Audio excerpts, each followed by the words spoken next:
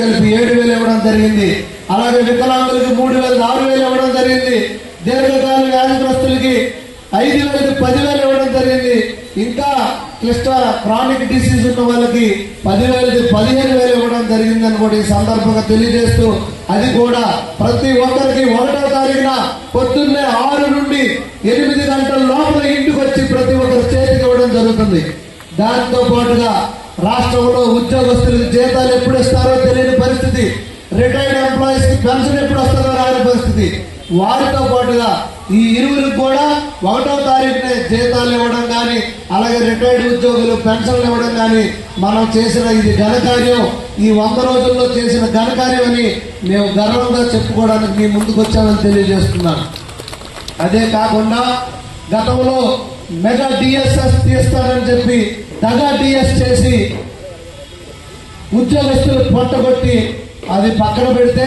ఆ రోజు నారా చంద్రబాబు నాయుడు గారు ఇచ్చిన మాట ప్రకారం ఈ రోజు మెగా డిఎస్ తీసి 16,463 ఉద్యోగాలు తీసి మెగా డిఎస్ కి నోటిఫికేషన్ ఇవ్వడం జరిగింది. ఇక పేదవాడు పట్ట నింపాలి, ఈ పట్టణంకి జిల్లా నలుగుల నుండి వస్తారు, వారికి పట్టెడు అన్నం తక్కువ డబ్బులతో 5 రూపాయలతో ఇస్తే ఆ పేదవాడి పొట్టను కొట్టి గతంలో అన్నా క్యాంటీన్ క్లోజ్ చేస్తే, మళ్ళీ చంద్రబాబు నాయుడు గారు బర్త్డే రోజు నేను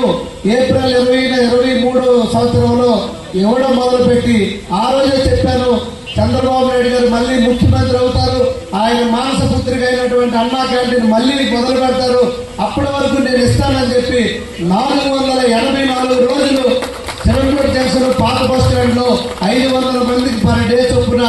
మేము అన్న కార్యక్రమం పెడితే, అది చూసిన ముఖ్యమంత్రి గారు మొదట 100 క్యాంటీన్, ఉప ముఖ్యమంత్రి పవన్ కళ్యాణ్ గారు వీరి ముగ్గురు వ్యూహాత్మకంగా ఎన్డీఏ కూటమి ఏర్పాటు చేసి మన రాష్ట్ర ప్రయోజనాలను దృష్టిలో పెట్టుకుని ఒక కూటమిగా ఏర్పాటు చేసి ఎలక్షన్లో చరిత్ర సృష్టించి అత్యధిక మెజారిటీ గల 164 సీట్లతో ఈ కూటమి ప్రభుత్వం ఏర్పాటు చేసి 100 రోజులు పూర్తి చేసుకున్న సందర్భంగా మంచి ప్రభుత్వం